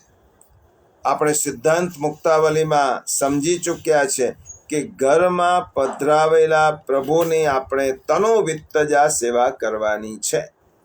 સેવામાં આપણે આપણા દેહ, આપણી ઇન્દ્રિયો, પ્રાણ, અંતઃકરણ અને આત્મા સાથે વિનિયોગ કરવાનો છે. બ્રહ્મ સંબંધ વખતે આપણે વાચિક નિવેદન કર્યું હતું કે પ્રભુ આપને સમર્પિત છો, તે બધું સમર્પણ કરવાનું. સમર્પણની એ પ્રતિજ્ઞાનું પાલન કરવાનું છે. જેવી રીતે લગ્ન ગ્રંથિથી જોડાનારી કન્યા સપ્તપદીની પ્રતિજ્ઞા લે છે અને પછી તે કન્યા એ પ્રતિજ્ઞાનું આચરણ કરે છે, પાલન કરે છે. એવી રીતે બ્રહ્મ સંબંધ વખતે આપણે જે પ્રતિજ્ઞા લીધી તેનું પાલન કરવું એટલે ઠાકોરજીને પધરાવી અને આપણા તન મનથી સેવા કરવી. શ્રી હરિરાય ચરણ આજ્ઞા કરે છે અને શ્રી દ્વારકેશજી ટીકામાં બહિર્મુક્તાના 4 કારણો બતાવે છે. આપણે ઠાકોરજીથી બહિર્મુક્ત થયા તેના 4 કારણો: એક, અન્યાશ્રય; બીજું, અસમર્પિત વસ્તુઓનો ઉપયોગ; ત્રીજું, અસદાલાપ; અને ચોથું, દુસ્સંગ. અસમર્પિત વસ્તુનો ઉપયોગ એ બહિર્મુક્તાનું મહત્વનું કારણ છે. અસમર્પિત વસ્તુનો ઉપયોગ, જે વસ્તુ મારા પ્રભુને મેં ધરી નથી તેનો ઉપયોગ મારાથી કેવી રીતે થાય એટલા માટે આજ્ઞા કરી. અસમર્પિત વસ્તુનામ તસ્માદ વર્જનમ આચરેત. પ્રશ્ન એ થાય, આપણે અસમર્પિત વસ્તુના ઉપભોગ માટે કેમ લલચાઈએ છીએ? આપણે કેમ અસમર્પિત વસ્તુનો ઉપભોગ કરવાનું મન થાય છે? તેનું કારણ છે પ્રભુ પ્રત્યે આપણને પ્રેમ નથી અને લૌકિક સુખો પ્રત્યે આપણે પ્રેમ છે. જેવી રીતે માં હોય, પોતાનો બાળક હોય, એકનો એક વત્સ હોય, દીકરો હોય, માં ગમે તેટલી ભૂખ લાગી હોય પણ પહેલા દીકરાનું પેટ ભરાય પછી જ માં ખાય છે, કારણ કે તેને દીકરા ઉપર આત્યંતિક પ્રેમ છે. એવી રીતે પ્રભુ ઉપર આપણે જો આત્યંતિક પ્રેમ થશે તો આપણે પ્રભુને ધર્યા વગર કોઈ પણ વસ્તુનો અંગીકાર કરી શકીએ જ નહીં. અસમર્પિત એટલે પ્રભુને સમર્પણ કર્યા વિનાના પદાર્થો. આપણને લાગે કે જગતમાં શરીર, ઇન્દ્રિયો, મન, બુદ્ધિ, પત્ની, પુત્ર, કુટુંબ, ઘર, ધન વગેરે બધું આપણું છે, આપણા ભાગ્યથી મળેલું છે. આપણે કોઈનું કશું પડાવી લીધું નથી. તો જે આપણું છે, આપણને મળ્યું છે, તે આપણા માટે ભોગવીએ એમાં વાંધો શું? આવું લાગતું હોય છે કેટલાક ભણેલા ગણેલા. મને મળેલી વસ્તુ, મને મળેલા પદાર્થો, મને મળેલો ધન, મને મળેલું ઐશ્વર્ય, વૈભવ, એવું મેં કોઈ પાસેથી ચોરી કરી નથી, કોઈનું પડાવી લીધું નથી. મને મળ્યું છે, મારા ભાગ્યથી મળ્યું છે, કર્મના આધારે મળ્યું છે. એ હું ભોગવું તો એમાં વાંધો શું? એનો જવાબ એ છે, પ્રિયજનો, આપણે જેને આપણું માનીએ છીએ એ વાસ્તવમાં આપણું છે જ નહીં. દુનિયામાં દરેક મનુષ્ય ખાલી હાથે જ જન્મે છે, ખાલી હાથે પાછો જાય છે. તેની ઈચ્છા પ્રમાણેનું શરીર, બુદ્ધિ વગેરે પણ તે મેળવી શકતો નથી. તેને જે કંઈ મળેલું છે તે ભગવાને આપેલું છે, ભગવાને મોકલેલું છે. આ એક સિદ્ધાંત, તાત્વિક અને ફિલોસોફિકલ સિદ્ધાંત યાદ રાખવો જરૂરી છે. ભૌતિક જગતમાં મને મળેલી વસ્તુઓ, મને મળતી વસ્તુઓ મળેલી નથી, મોકલેલી છે. મને મળેલી નથી, મોકલેલી છે. ભગવાન સર્વ કંઈ મનુષ્યને જગતમાં વાપરવા માટે અને સાચવવા માટે ભગવાને જ આપ્યું છે. પરંતુ તમામ વસ્તુઓ પદાર્થોની માલિકી કેવળ ભગવાનની જ છે. આ વાત તાત્વિક છે. આ વાત ઉપનિષદ કહે છે. ઈશાવાસ્ય ઉપનિષદનો પહેલો જ મંત્ર છે, ઈશાવાસ્યમ ઇદમ સર્વમ યત કિંચિત જગત્યાન જગત તેન ત્યક્તેન ભુંજીથા મા ગૃદઃ કસ્ય સ્વિદ્ધનમ. ઈશાવાસ્યમ ઇદમ સર્વમ. આ જગતમાં જે કંઈ પદાર્થો છે તે બધાની માલિકી ઈશ્વરની જ છે. અને તે વસ્તુ જ્યારે આપણને મળે છે ત્યારે ઉપનિષદ અને શ્રુતિ મહારાણી આપણને આજ્ઞા કરે છે, ત્યક્તેન ભુંજીથા, તેને ત્યાગીને ભોગવો. મા ક્રોધક કસ્ય સ્વિદ્ધનમ, કોઈનું ધન પડાવી લેવાની ઈચ્છા ન રાખો. આ બધું જ પ્રભુનું છે. જે જગતમાં છે તે બધું જ મને મળેલું, એ મોકલેલું છે, તેનો ત્યાગીને ભોગ કરવાનો છે. બીજા કોઈના ધનની અપેક્ષા રાખવાની નથી. આ મંત્રમાં આ શ્લોકનો આખો સિદ્ધાંત આવી જાય છે. ત્યાગીને એટલે કે સમર્પીને ભોગવવાનું, બીજાનું નહીં, જે આપણને મળ્યું છે તે જ, એનું સમર્પણ કરીને ભોગવવાનું. અને આના માટે શ્રીમદ ભગવદ્ ગીતામાં 2 વાત કહી છે. આ શ્લોકને સમજવા માટે ગીતા અને ઉપનિષદનો સંદર્ભ એટલા માટે લેવો જરૂરી છે કે આ ભગવદ્ વાણી છે. અને ભગવદ્ વાણીમાં ગીતામાં ભગવાને સ્વમુખે આજ્ઞા કરી છે. પહેલી આજ્ઞા શું કરી? ઇદમ શરીરમ કૌંતેય ક્ષેત્રમિત્ય વિધીયતે ક્ષેત્રજ્ઞમ ચાપિમામ વિદ્ધિ સર્વ ક્ષેત્રેષુ ભારત. શ્રીમદ ભગવદ્ ગીતાના 13મા અધ્યાયમાં ભગવાને સ્પષ્ટ રૂપે કહ્યું, આ દુનિયામાં શરીરને મળતી બધી જ વસ્તુઓ એ મેં તને આપી છે. ક્ષેત્રજ્ઞ એ હું છું. આ ખેતરનો માલિક હું છું. આ ખેતરમાં કઈ વસ્તુઓની પેદાશ થવી તે મારે વિચારવાનું છે. ક્ષેત્રજ્ઞમ ચાપિમામ વિદ્ધિ, હું માલિક છું. મેં તને આ શરીર આપ્યું છે. અને બીજી આજ્ઞા શ્રીમદ ભગવદ્ ગીતામાં કહી, યત કરોષી યદસ્નાશી યજ્જુહોષી દદાસી યત તપસ્યસી કૌંતેય તત્ કુરુષ્વમ મદર્પણમ. જે તો ખાય, જે કરે, જે પીએ, જે હોમે, તે વસ્તુ પહેલા તું મને અર્પણ કર. તો એક વાત સ્પષ્ટ થવી જોઈએ, તમામ ભૌતિક વસ્તુઓના માલિક ભગવાન છે. આપણે ભગવાને આપેલી વસ્તુઓના માત્ર રખેવાળ છીએ, ટ્રસ્ટી છીએ. ઉદાહરણ તરીકે સમજાવો, આપણે કોઈ વેપારીને ત્યાં કોઈ મુનિમ તરીકે નોકરી કરતા હોય. નોકરીના ભાગરૂપે તે વેપારીની લાખો રૂપિયાની રકમ આપણા કબજામાં હોય. તિજોરીની ચાવી પણ આપણી પાસે રહેતી હોય. તેથી તે સંપત્તિ શું આપણી થઈ ગઈ? આપણે તો તેના રખેવાળ છીએ, વેપારીના નોકર છીએ. બધી સંપત્તિનો માલિક તો વેપારી છે. એટલે આપણે વેપારીની સંપત્તિને આપણી ઈચ્છા પ્રમાણે કે આપણા કે બીજા કોઈના ઉપયોગ માટે વાપરી શકતા નથી. વેપારીની આજ્ઞા પ્રમાણે તે સંપત્તિ વાપરવાની આપણી ફરજ છે. તેનો હિસાબ પણ આપણે વેપારીને રોજ બરોજ આપવો પડે છે. અને તેમાં ભૂલચૂક થાય તો દંડ પણ ભોગવવો પડે છે. અને નોકરીના બદલામાં આપણને વેપારી જેટલો પગાર આપે એટલી જ રકમના આપણે હકદાર કહેવાઈએ છીએ. આ સિદ્ધાંત, આ ઉદાહરણને સમજશો તો આ સિદ્ધાંત સમજાશે.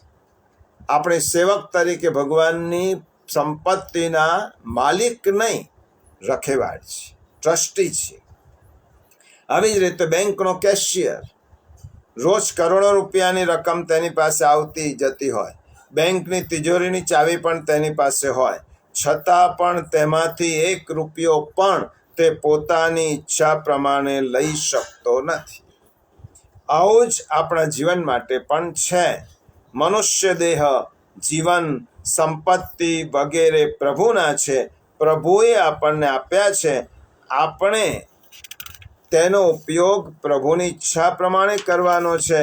અને આગળ જોયું તો તેમ પુષ્ટિમાર્ગીય જીવોનું એક કર્તવ્ય છે, કૃષ્ણ સેવા સદા કાર્યા. પુષ્ટિ જીવોની ઉત્પત્તિ ઠાકોરજીના શ્રીઅંગમાંથી થઈ છે. પુષ્ટિ કાયેન નિશ્ચય, 3 પ્રકારના જીવોની વાત આપણે પુષ્ટિ પ્રવાહ મર્યાદામાં જોઈ છે. મર્યાદા છે, પ્રવાહી છે અને પુષ્ટિ છે. પુષ્ટિ જીવોને ભગવાને પોતાની સેવા માટે આપણા શરીરથી લઈને બધી જ સંપત્તિ આપેલી છે. એટલે પુષ્ટિ જીવોની સંપત્તિ ભગવદ સેવા માટે છે. પુષ્ટિ જીવો એટલે વૈષ્ણવો ભગવાનના દાસ છે, ભગવાન તેમના સ્વામી છે. તેથી આપણે ભગવાને આપેલી સંપત્તિના ટ્રસ્ટી છીએ, માલિક નહીં. અને ટ્રસ્ટી તરીકેની આપણી ફરજ એ છે કે તેમને મળેલી સંપત્તિ દ્વારા પ્રભુની તન મન ધનથી સેવા કરવી જોઈએ, જેથી પ્રભુ પ્રસન્ન થાય. મળેલી સંપત્તિ પ્રભુના સુખ માટે જ વપરાય.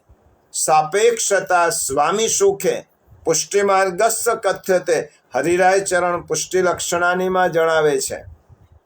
આમ પુષ્ટિ જીવોને જે કંઈ મળ્યું છે તે બધું જ ભગવાનને સમર્પિત કરવું જોઈએ.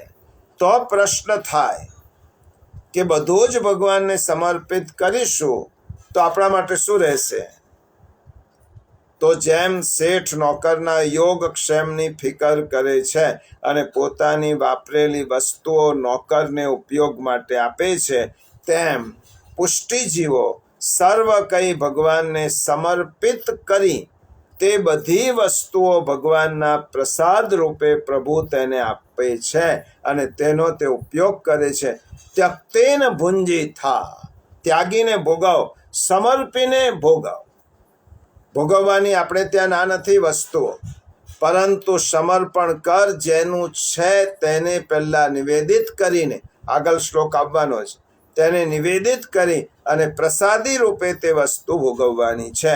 જેમ નોકર શેઠની નવી વસ્તુઓ પોતે વાપરે તો ગુનેગાર બને છે, તેમ પુષ્ટિજીવો પ્રભુને સમર્પિત કર્યા વગર અસમર્પિત વસ્તુઓ જ્યારે પોતાના ઉપયોગમાં લે છે તો તે પ્રભુનો અપરાધી બને છે. અને આ જ વાત શ્રીમદ ભગવદ્ ગીતામાં ભગવાને કહી કે યો ભુંક્તે સ્તેન એવ શ, જેને બધી વસ્તુઓ આપેલી છે તેની વસ્તુઓ તેને સમર્પિત કર્યા વગર જે વાપરે છે તે ગીતાની ભાષામાં કહ્યો સ્તે ન, તે ચોર છે. કારણ કે બીજાના હકનું તે લઈ લે છે. આ પહેલા બ્રહ્મ સંબંધ લેતી વખતે ગદ્ય મંત્રમાં આપણે પ્રભુની સમક્ષ હાથમાં તુલસીદળ લઈ વલ્લભની સાક્ષીએ બોલ્યા છીએ, પ્રભુ આપનું સર્વસ્વ, અહમતા અને મમતામય બધા જ પદાર્થો આત્મા સહિત પ્રભુને હું સમર્પણ કરું છું. પ્રિયજનો, સિદ્ધાંત રહસ્ય ગ્રંથ છે એટલા માટે સ્પષ્ટતા જરૂરી છે. પુષ્ટિજીવ બ્રહ્મ સંબંધ લીધા પછી તેની બધી જ વસ્તુઓ શ્રી કૃષ્ણને જ સમર્પિત કરે છે. એ ખાસ ધ્યાન રાખો અને પ્રભુને સમર્પણ કરવાનું છે. આમ કહ્યું, આપણે દોષ મુક્ત થયા. શા માટે? બ્રહ્મ સંબંધ લઈને. હવે નિર્દોષ બન્યા પછી કાયમ નિર્દોષ રહેવાનો ઉપાય જો હોય તો આ જ છે કે જે કંઈ કરો, ખાઓ, પીવો, ખર્ચો, ભોગવો, વિચાર કરો કે વર્તો, તે બધું જ શ્રી કૃષ્ણને અર્પણ કરવાનું છે. તેમ કરવાથી તમને શ્રી કૃષ્ણ સિવાય બીજાનો સંગ થશે જ નહીં. પછી સંગ દોષ ક્યાંથી લાગશે? કારણ કે તે તો સર્વથા નિર્દોષ છે. કૃષ્ણાત પરમ નાસ્તિ દૈવમ વસ્તુતો દોષવર્જિત. અસમર્પિતનો ત્યાગ કરવાથી નિર્દોષતા ટકી રહેશે. આ બહુ મહત્વની વાત છે. જે રીતે પ્રભુ સર્વથા નિર્દોષ છે, પ્રભુને સમર્પેલી બધી વસ્તુઓમાં ભગવદીયપણું આવે છે. તમે ઠાકોરજીને જે વસ્તુ ધરાવો છો તે પ્રસાદ થાય. જે ધરાવતા નથી તે ભોગ થાય. સાંભળજો, બરાબર સમજવાનું છે. પ્રભુએ જે વસ્તુ અંગીકાર કરી, આપણો સામગ્રી, એ પ્રસાદ થયો, અને એ પ્રસાદ થવાથી તે સામગ્રી નિર્દોષ બની. પ્રભુ નિર્દોષ છે, એવી રીતે પ્રભુને સમર્પેલી બધી વસ્તુઓ પણ પ્રભુની પ્રસાદી રૂપ બની રહેતા તે પણ નિર્દોષ બની જાય છે. અને નિર્દોષ બનેલી તે વસ્તુ જ્યારે પ્રસાદી રૂપે લેવામાં આવે છે ત્યારે તેમાં દોષ રહેતો નથી. પ્રસાદે સર્વદોષાણામ નિવૃત્ત. એ પ્રસાદી લેવાથી તેમાં દોષ રહેતો નથી. અસમર્પિત વસ્તુ, વગર પ્રસાદીની વસ્તુ, સ્વામીની આજ્ઞા વગર ભોગવેલી વસ્તુ, તેથી તેમાં ભગવદીયપણું આવતો નથી અને લેનારમાં દોષ પેદા કરે છે. એટલા માટે જ આજ્ઞા કરી કે સર્વ વસ્તુ પ્રભુને સમર્પીને પ્રભુની પ્રસાદી રૂપે લેવી, અસમર્પિત લેવી જ નહીં. દોષનું મૂળ શું છે? અસમર્પિત ગ્રહણ કરવું. તે આ બધા જ દોષોનું મૂળ છે. અસમર્પિત લઈએ જ નહીં તો દોષ કેવી રીતે સંભવે? નાસ્તિ મૂલમ કુતઃ શાખા. જેને મૂળ જ નથી તેની શાખા ક્યાંથી? ટૂંકમાં આપણું કહેવાતું બધું જ પ્રભુને સમર્પણ કરવાથી આપણે પ્રભુ સામે જે પ્રતિજ્ઞા લીધી હતી એ મૌખિક પ્રતિજ્ઞાનું પાલન કરવું, એનું નામ સમર્પિત જીવન.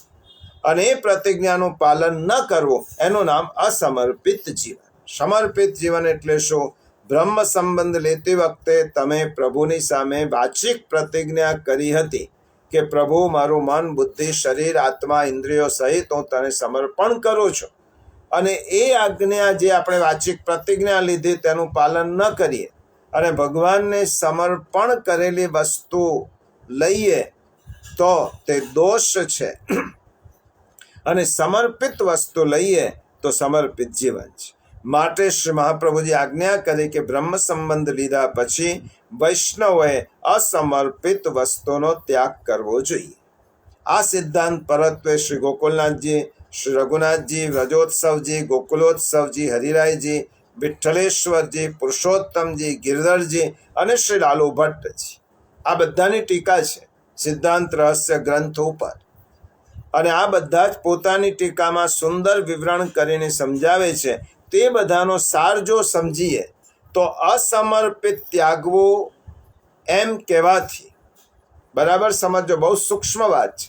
અસમર્પિત ત્યાગવું એમ કહેવાથી અસમર્પિત વસ્તુઓનું વર્જન કરવું વાક્યથી. અસમર્પિત વસ્તુ એટલે જે પદાર્થો ભગવાન મળે ભોગ ન કરાયો હોય તેવા અન્ન, વસ્ત્ર, પુષ્પ, કુમકુમ, ચંદન વગેરે અસમર્પિત. કારણ કે તે અસમર્પિત પદાર્થો દોષવાળા હોવાથી તેની સાથે પોતાનો સંબંધ થતા પોતાનામાં પણ દોષો ઉત્પન્ન થાય છે. તેથી અસમર્પિત પદાર્થો સદૈવ ત્યાગવા.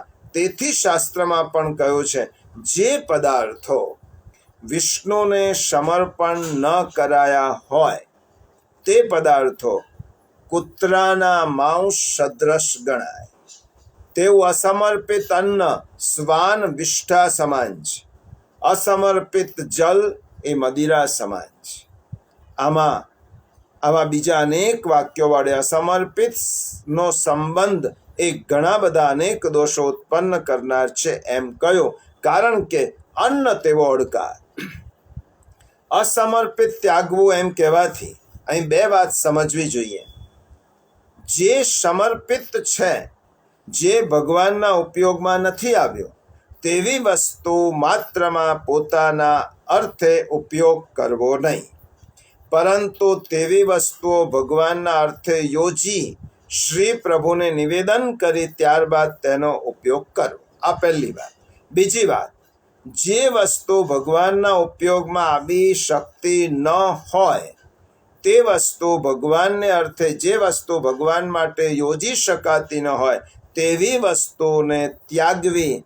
તેવી વસ્તુ પ્રત્યે આસક્તિ કે પણ રુચિ પણ ન રાખવી. આ બે બાબતો છે અસમર્પિત ત્યાગમાં. જેમ કે કોઈને બ્રહ્મ સંબંધ પહેલા, હવે વ્યવહારિક દ્રષ્ટાંત સમજાવું. વ્યવહારિક રીતે બ્રહ્મ સંબંધ પહેલા બજારનો ખાવાનો બહુ શોખ હોય, ચટાકો હોય, અને બ્રહ્મ સંબંધ પછી સેવા માટે તેનો ત્યાગ કર્યો હોય. ત્યારબાદ બજારમાંથી કોઈ મિત્ર કે સગા સંબંધી આઈસ્ક્રીમ, સમોસા કે ઇડલી, ઢોસા કે પીઝા, બર્ગર લાવીને આપે અને આપણને કહે કે ખા, ત્યારે આપણે એમ કહીએ કે હું નથી ખાતો. પેલો આગ્રહ કરે તમે ખાઓ, આપણે એમ કે હું નથી ખાતો. ત્યારે લાવનાર પૂછે કેમ નથી ભાવતો? ત્યારે જો એમ જવાબ આપીએ કે મને ભાવે તો બહુ જ છે, પણ સેવાનો નિયમ લીધો છે એટલા માટે મેં બધું છોડ્યું છે, ત્યારે આઈસ્ક્રીમ, સમોસા પ્રત્યક્ષ ત્યાગીને પણ મનમાં તો જેમના તેમ જ છે. એટલા માટે એવા પદાર્થોને પ્રત્યક્ષ ત્યાગવાની સાથે સાથે તે પદાર્થોની ઈચ્છા પણ મનમાં ન રહે તે સાચો ત્યાગ કહેવાય. તેવા પદાર્થોની પ્રિયતા પણ મનમાં ન રહે, તેવા પદાર્થો માટે મનમાં કોઈ આનંદ પણ ન રહે, એવી રીતે ત્યાગવું. કારણ કે પ્રત્યક્ષ ત્યાગીને પણ જો મનમાં હશે તે વસ્તુ, તો એ આપણે ત્યાગેલું નહીં ગણાય અને દુસ્સંગની દુબળી ક્ષણો તમને તે વસ્તુમાં ઝુકાવી દેશે. એટલા માટે ગીતામાં કહ્યું કર્મેન્દ્રિયાણી સંયમ્ય યાસ્તે મનસા સ્મરણ ઇન્દ્રિયાર્થાન વિમૂઢાત્મા મિથ્યાચારસ્સ ઉચ્યતે. જે બહારથી બીજાને દેખાડવા માટે ઇન્દ્રિયોના ભોગોનો ત્યાગ કરે છે પણ મનથી તેનું ચિંતન કરે છે, તે તેનો ત્યાગ નથી, તે મિથ્યાચાર છે. એટલા માટે કોઈ પૂછે કે આ વસ્તુ તમને નથી ભાવતી, ત્યારે આપણે એમ કહીએ કે હું સેવાનો નિયમ લીધો છે એટલે ખાતો નથી, ભાવે તો છે જ. એનો અર્થ એમ થયો મનથી આપણે તે વસ્તુ છોડી નથી, સેવા માટે છોડવી પડી છે. અને જ્યારે આપણે આવું કહીએ ત્યારે અસમર્પિત ત્યાગ એને કહેવાય કે આપણે મનથી પણ તે વસ્તુનો ત્યાગ કરવો જોઈએ. એટલા માટે આચાર્ય ચરણ આજ્ઞા કરે છે તસ્માત, તેથી, ધેરફોર, દોષ પ્રાપ્તિ ન થાય માટે અસમર્પિત છોડવાનું છે. એટલે કે અસમર્પિત ત્યાગ એ એવા પ્રકારનો જ લાભદાયી બની શકે જે ત્યાગ દોષોને ઉત્પન્ન થવામાં અવરોધક બની જાય. પ્રિયજનો, હવે આ સિદ્ધાંત જે શ્રી મહાપ્રભુજીએ તેમના દ્વારા ભગવાને આપ્યો છે, મહાપ્રભુજી દ્વારા ભગવાને જ આપ્યો છે. કારણ કે પહેલો શ્લોક આપણે જોઈ ગયા અક્ષરશ ઉચ્યતે. આ ભગવાનની આજ્ઞા હું અક્ષરશ કહું છું, એટલા માટે કહેનાર પ્રભુ છે, આપણને વાહક શ્રી મહાપ્રભુજી છે. એટલા માટે આ આજ્ઞા તો ભગવાનની જ છે. અસમર્પિત વસ્તુનામ તસ્માદ વર્જનમ આચરેત.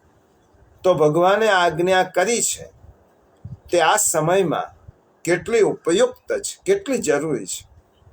શ્રી મહાપ્રભુજી આપને આજ્ઞા કરે છે કે આપણે અસમર્પિત ભોગોથી બચીશું નહીં તો સંસાર સાગરનો કાળ પ્રવાહ આપણને ખેંચી જશે. જો આ મહાપ્રભુજીના વચનામૃત છે. અસમર્પિત ભોગોથી આપણે નહીં બચીએ તો સંસાર સાગરનો કાળ પ્રવાહ આપણને ખેંચી જશે. હવે આજે આપણે જોઈએ છીએ કે લોકોને જ્યાં ત્યાં જેવું તેવું ખાવાની કોટેવ પડી ગઈ હોય છે.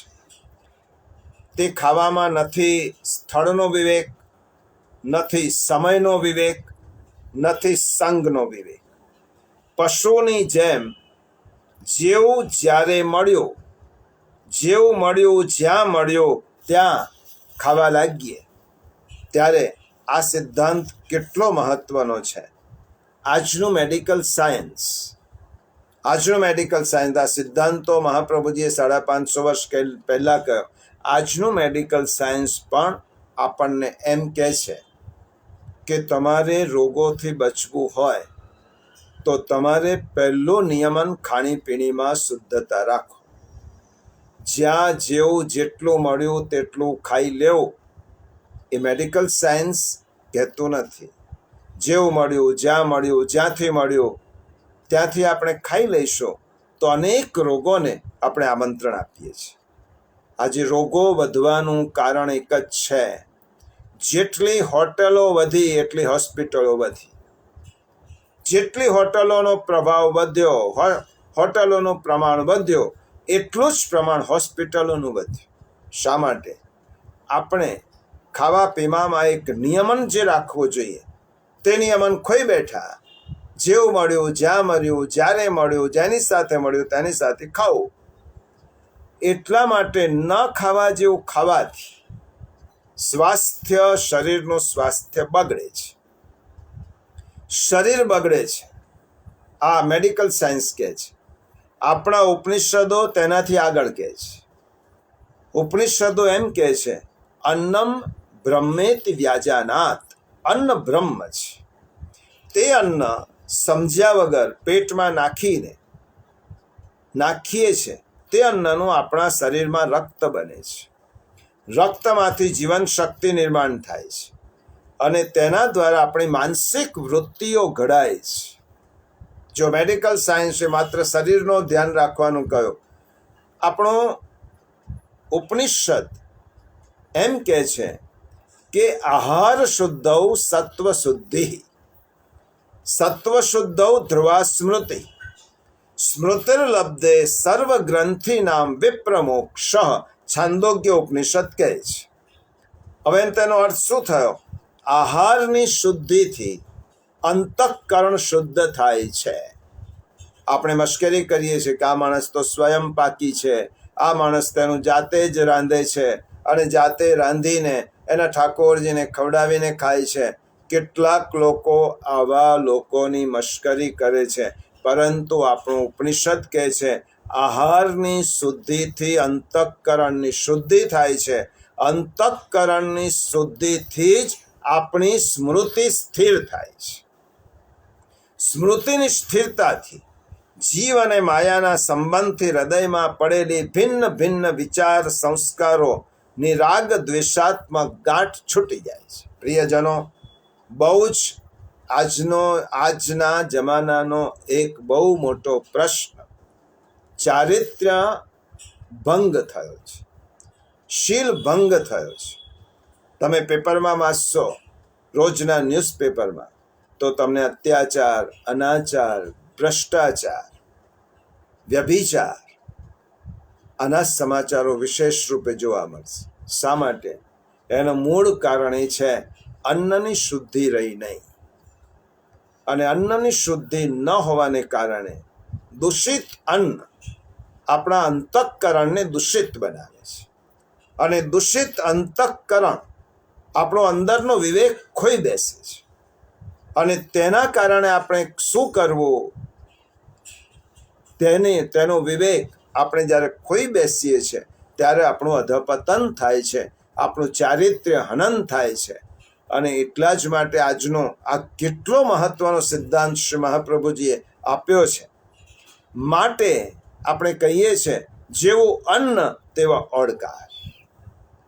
જે મનુષ્યો તામસી પદાર્થોને તામસી લોકો દ્વારા બનેલા પદાર્થોનું ભજન કરે છે તેનો સ્વભાવ પણ વધુ પ્રમાણમાં તામસી બને છે. એકવાર જેલમાં આવો પ્રયોગ કરવામાં આવ્યો કે જેલમાં રસોઈયાને રજા આપી દીધી અને જેલમાં જે કેદીઓ હતા તેમને રસોઈ બનાવવાની તાલીમ આપીને તેમના દ્વારા જ રસોઈ બનાવવામાં આવી અને બાકીના કેદીઓને તે રસોઈ એ કેદીઓ દ્વારા જ બનાવેલી રસોઈ ખવડાવવામાં આવી. પરિણામ શું આવ્યું? આ સંશોધન થયેલું છે. પરિણામ શું આવ્યું? પરિણામ એ આવ્યું કે જે જેલમાં રહેનારા સજા ભોગવતા કેદીઓ હતા તેમનો સ્વભાવ વધારે તામસી થયો, ઉગ્ર થયો. તેમનામાં થોડી ઘણી પણ સુધારવાની સંભાવના હતી તે નષ્ટ થઈ. શા માટે? તેમને કોણે બનાવેલો ખાધો? જે જેલમાં સજા ભોગવતા કેદીઓએ બનાવેલો ખાધો. તેમની વૃત્તિ તેમનામાં આવી. એટલા માટે તામસ પદાર્થોને તામસી લોકો દ્વારા બનાવેલા પદાર્થોનું જે ભોજન કરે છે તેનો સ્વભાવ પણ તેવો જ થાય છે. આજે આપણે જોશું કે કોઈ પણ માણસને ગુસ્સા ઉપર નિયંત્રણ રહેતું નથી. આવા અનેક પ્રસંગો બને છે, આપણે વાંચીએ છીએ. શા માટે? તામસી ભોજન તેનું મૂળ કારણ છે. અન્નથી જ બધું આગળ વધાય. અન્નથી જ લોહી બને, શક્તિ બને, વૃત્તિ બને, વિચાર બને. એટલા માટે ગીતામાં પણ 3 પ્રકારના અન્નની વાત 17મા અધ્યાયમાં ભગવાને સ્વમુખે કહી છે. આયુ, સત્વ, બલારોગ્ય, સુખ, પ્રીતિ, વિવર્ધના, રસ્યા, સ્નિગ્ધા, સ્થિરા, રુદ્યા, આહારા, સાત્વિક પ્રિયા. સાત્વિક લોકોને કેવું આયુષ્ય, બુદ્ધિ, બળ, આરોગ્ય, સુખ અને પ્રીતિ વધારનારા, રસયુક્ત, સ્નિગ્ધ, સ્થિર રહેનારા અને સ્વાભાવિક રીતે મનને ગમે તેવો આહાર સાત્વિક કહેવાય. અને કટવમ્લ, લવણાત્યુષ્ણ, તીક્ષ્ણ, વૃક્ષ વિદાહીન આહારા રાજસસ્યેષ્ઠા, દુઃખ શોકામય પ્રદા. કડવા, ખાટા, ખારા, ઘણા, ગરમ, તીખા, દહજમ જન્માવનારા, દુઃખ, ચિંતા તથા રોગોને જન્માવનારા જે આહારો છે તે રાજસી માણસને પ્રિય છે. અને પછી કહું, યાતયામમ ગતરસમ પોતિ પર્યુષિતમ ચયત ઉચ્છિષ્ટમ અપિચામેદ્ય ભોજનમ તામસ પ્રિયમ. જે ભોજન અડધું પાકેલું, અડધું કાચું, સુકાઈ ગયેલું, રસ વગરનું, સ્વભાવે દુર્ગંધયુક્ત, વાસી અને એઠું છે, અપવિત્ર છે, એ ભોજન તામસી ગણાય છે. જે વાત શાસ્ત્રો કહે છે તે વાત આજનું મેડિકલ સાયન્સ પણ કહે છે. હવે સમર્પણ શા માટે કરવાનું? ધારો કે ઘરે જ શુદ્ધ અને સાદું ભોજન બનાવીએ છીએ, પરંતુ હવે કોઈ એમ પૂછે કે અમે ઘરે સાદું શુદ્ધ ભોજન બનાવીએ છીએ, ભગવાનને સમર્પણ કર્યા વગર લઈએ છીએ, તો એ તો કોઈ અંદર બગાડ કરવાનો નથી. તો સમર્પણ કેમ કરવાનું? ધારો કે આપણે ઘરે શુદ્ધ અને સાદું ભોજન બનાવીએ, પરંતુ ભોજન માટેના પદાર્થ ગમે તેટલા શુદ્ધ લાવીએ, પરંતુ તે સંપૂર્ણ શુદ્ધ મળવા મુશ્કેલ છે. શાકભાજી ગમે તેવા શુદ્ધ હશે, પણ તેમાં ખાતર, પાણી, જમીન વગેરેની અશુદ્ધિને લઈને આવેલા સૂક્ષ્મ અશુદ્ધ તત્વો તે રહેવાના જ, અને તેને લઈને ભોજનની સંપૂર્ણ શુદ્ધિ થતી નથી. કદાચ એક વખત ભોજન સંપૂર્ણ શુદ્ધ બનાવી શકાય, પણ પવિત્રતા ક્યાંથી લાવશું? સંપૂર્ણ શુદ્ધ રીતે ભોજન બનાવ્યું, પણ પવિત્રતા ક્યાંથી લાવશો? શુદ્ધતા અને પવિત્રતામાં ફેર છે. જે ઘરનું બાથરૂમ અને લેટ્રિન પણ શુદ્ધ હોય એ પવિત્ર ના કહેવાય. શુદ્ધતા જુદી છે, પવિત્રતા જુદી છે. સંપૂર્ણ શુદ્ધ ભોજનની વાનગીઓ પણ પવિત્ર ત્યારે જ થાય જ્યારે પ્રભુ તેનો અંગીકાર કરે. પ્રભુના સંપર્કથી જેમ દોષથી ભરેલો જીવ નિર્દોષ બને છે, તેમ પ્રભુના અંગીકાર કરવાથી સર્વ પદાર્થો સંપૂર્ણ રીતે પવિત્ર બને છે. કારણ કે આ દુનિયામાં પવિત્રાણામ પવિત્રમ યો મંગલાનાંચ મંગલમ. પવિત્રમાં પવિત્ર માત્ર પ્રભુ જ છે. અને કોઈ પણ વસ્તુને, પદાર્થને પવિત્ર કરવો હોય તો પ્રભુનો સ્પર્શ, પ્રભુનો અંગીકાર જરૂરી છે. પવિત્રતામાં શુદ્ધતા છે, પણ શુદ્ધતામાં પવિત્રતા હોય એવું નક્કી નથી. હવે પ્રભુએ અંગીકાર કરેલી વસ્તુનો ઉપયોગ કરીએ છીએ ત્યારે બહારથી અને અંદરથી સર્વ રીતે આપણા તન, મન અને ઇન્દ્રિયો શુદ્ધ અને પવિત્ર બને છે. જે વાત આપણે છાંદોગ્ય ઉપનિષદમાં હમણાં સાંભળી. સમર્પિતનો ઉપયોગ અને અસમર્પિતનો ત્યાગ કરવાથી બીજો મોટો પારિવારિક ફાયદો થાય છે. હવે સામાજિક ફાયદો કહું, પારિવારિક ફાયદો. એક ઘર હોય, સંયુક્ત કુટુંબ હોય, પિતા પોતાની રુચિ પ્રમાણે ભોજન બનાવડાવે અને જમે. ઘરના બધાની રુચિ જુદી જુદી હોય છે. ઘણીવાર બધાને એક સિવાય એકનું ભાવતું કરીએ તો બીજાનો ન ભાવતું પણ બની શકે. ભાવતું બને, ન ભાવતું થાય, ફાવતું ન ફાવતું થાય, નાના નાના સંઘર્ષ ઊભા થાય. ઘરમાં એક જણને રુચિ જુદી હોય બધાની. હવે એકની રુચિ પ્રમાણે બનાવીશો ત્યારે બીજા બધાને એમ થશે કે આ તો ન ભાવતું ન ફાવતું, ભવડાવવું પડે છે. અને ઘરમાં બધાની રુચિ અલગ અલગ હોય તો બધાની રુચિ પ્રમાણે ભોજન બનાવવું શક્ય નથી. એકને ખુશ કરશો તો બીજો નાખુશ થશે. પણ ઠાકોરજી આપણે ત્યાં પધરાવેલા હોય, બિરાજતા હોય, તેમને ભોગ ધરીને લેવાના આગ્રહથી સ્વાદ પર અને વાદ પર નિયંત્રણ આવે છે, કાબુ આવે છે. આપણે એમ કહીએ કે આપણા ઘરમાં પ્રભુના રુચિ પ્રમાણે બનશે, ઠાકોરજીની રુચિ પ્રમાણેનું બને.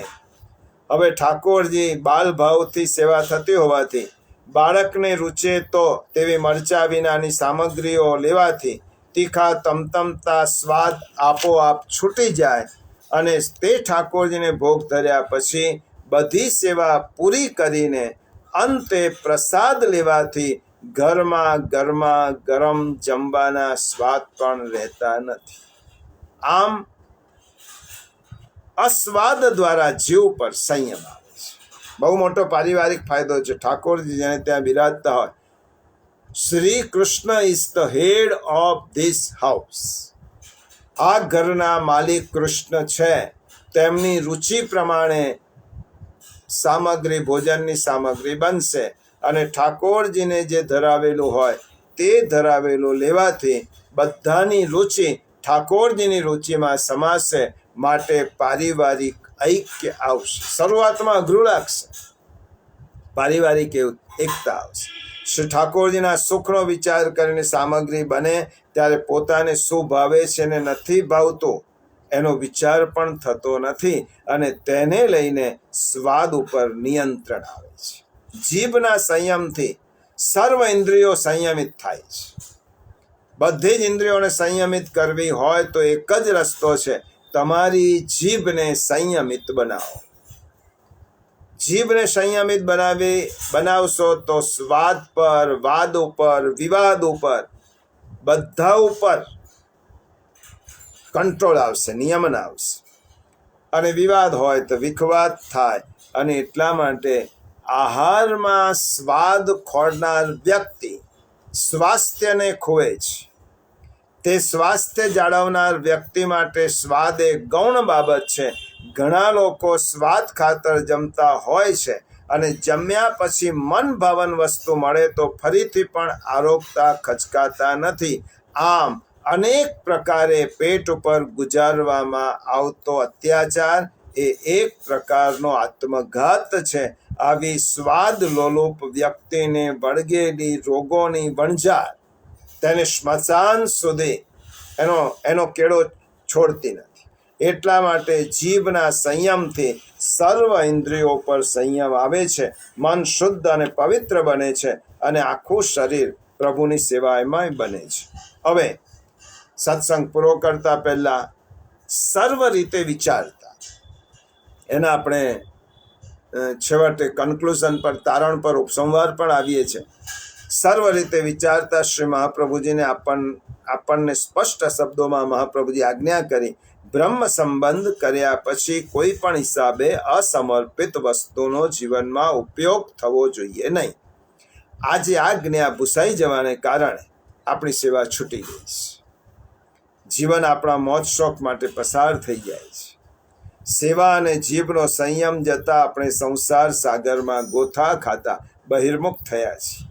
માટે શ્રી મહાપ્રભુજી આ પંક્તિમાં આજ્ઞા કરે છે, હે વૈષ્ણવો, તમે જો આ પ્રમાણે અસમર્પિતનો ઉપયોગ કરતા રહેશો તો શ્રી ઠાકોરજીથી પૂરેપૂરા બહિર્મુખ થશો, સંસાર સાગરમાં ખેંચાઈ જશો, પછી તમારો ઉદ્ધાર થવાની કોઈ શક્યતા રહેશે નહીં.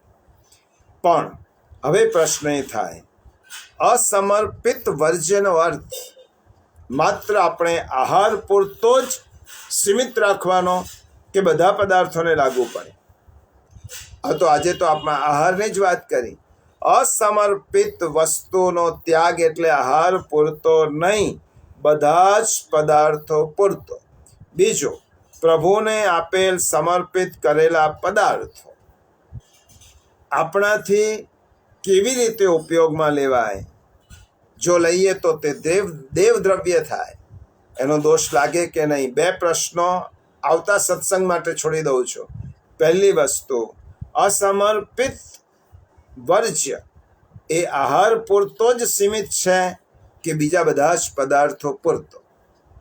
જો બીજા બધા પદાર્થો પૂરતો જો અસમર્પિત ત્યાગ હોય તો બીજા પદાર્થોનો ત્યાગ કેવી રીતે કરવાનો, કેવી રીતે છોડવાનો?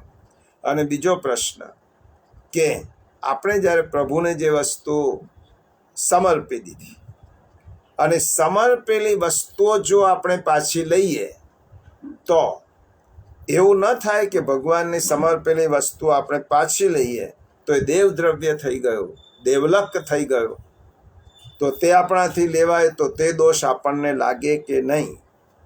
તેની વાત સિદ્ધાંત રહસ્યના આગલા શ્લોકમાં સમજાવી છે. તે આપણે આવતા સત્સંગમાં તેની વાત કરીશું. અહીંયા આપણે સત્સંગને અહીંયા જ વિરામ આપીએ, પણ આટલી જ લીટી ખાસ યાદ રાખજો, અસમર્પિત વસ્તુનામ તસ્માદ વર્જનમ આચરેત. શ્રી મહાપ્રભુજી આપણને કહે છે કે સંસાર સાગરમાં ખેંચાવું ન હોય તો એક નિયમ રાખો, જે મારા પ્રભુને પ્રિય તે મને પ્રિય, જે મારા પ્રભુને રુચિ પ્રમાણે એ જ મારી રુચિ. સેવકની સ્વતંત્ર ઈચ્છા ક્યારે હોતી નથી, સ્વામીની ઈચ્છામાં સેવકની ઈચ્છા ભળી જાય છે. અને એટલા જ માટે આ ખૂબ મહત્વનો સિદ્ધાંત રહસ્ય ગ્રંથ પોતે જ મહત્વનો છે અને તેના એક એક સિદ્ધાંતો ખૂબ મહત્વના છે. આવતા સત્સંગમાં આપણે આગળ 4થા શ્લોકની બીજી લીટીમાં શું કહે છે તેનો વિચાર કરીશું. આશ્રયનું પદ બોલી અને આ સત્સંગને વિરામ આપો. દ્રઢ ઇન ચરણ કેરો ભરોસો, દ્રઢ ઇન ચરણ કે શ્રી વલ્લભ નખ ચંદ્ર છટા બિન, સબ જુગમાં જુ અંધેરો ભરોસો, દ્રઢ ઇન ચરણ કે साधन और नहीं कली में, जाशु होय निवेरो, सूर कहाँ कहे द्विविध आंधरो, बिना मूल को चेरो भरोसो, દ્રઢ ઇન ચરણ કે, દ્રઢ ઇન ચરણ કેરો ભરોસો, દ્રઢ ઇન ચરણ, દ્રઢ ઇન ચરણ, દ્રઢ ઇન ચરણ કે. શ્રી વલ્લભાધીશ કી જય.